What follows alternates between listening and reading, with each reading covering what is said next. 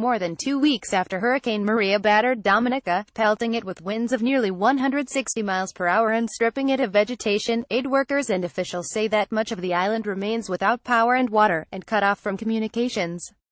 The island of 71,000 people was the first to bear the brunt of the Category 5 hurricane when it struck in mid-September.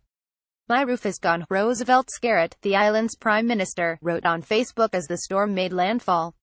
"I am at the complete mercy of the hurricane. House is flooding." Scarrett, who was rescued shortly after, described the physical damage left in the wake of the storm as mind-boggling, adding that winds had swept away the roofs of almost everyone he had spoken to. "We will need help, my friend, we will need help of all kinds." His appeal was followed by silence. Dominica's communication tower snapped as the storm barreled through the island, cutting the island off from the world as it struggled to cope with the destruction left by its strongest and most ferocious storm on record. A UN disaster assessment and coordination team was among the first to arrive on the island, hours after the storm passed. "We saw everything totally destroyed," said team leader Sergio da Silva, who left the island on Monday. Cars sat flipped over on the streets, their wheels facing the sky, and the island's lush farmland, planted with crops such as bananas and sweet potatoes, had been decimated. "People were really lost," da Silva told The Guardian. "You could see the trauma in people's eyes and how they were really affected and still a bit scared. Debris from trees and roofs littered the streets. We flew over the island, and this island that used to be all green with leaves and trees was totally brown. All the trees were on the ground, there were no leaves left anymore." The hurricane left 27 people dead in Dominica and around 90% of the structures either damaged or destroyed. Photograph La Pictorium Barcroft Images. Officials in Dominica said the hurricane left 27 people dead and more than 50 people missing. About 90% of the structures on the island have been either damaged or destroyed. Amid severe shortages of food and water, the number of thefts across the capital city of Roseau began to rise, prompting the government to impose a nationwide curfew from 4 p.m. to 8 a.m. "Days later, things are slowly improving," said da Silva. "The fallen trees and landslides that had clogged roads, hampering the delivery of aid, are being cleared, while power has been restored to critical buildings such as the hospital." In the capital city, a few pharmacies and banks have managed to open this week. But much remains to be done. Many parts of the island still lack electricity and running water, while destroyed bridges and washed-out river valleys have left rescuers unable to reach the island's more remote communities. While the big countries talk, the small island nations suffer.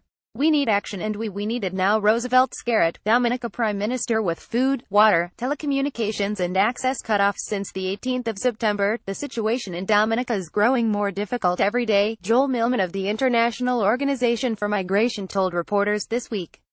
Assistance has poured in from around the world, enabling authorities to distribute nearly 200,000 liters of water, along with 5,000 tarpaulins and 17 tons of high-energy biscuits.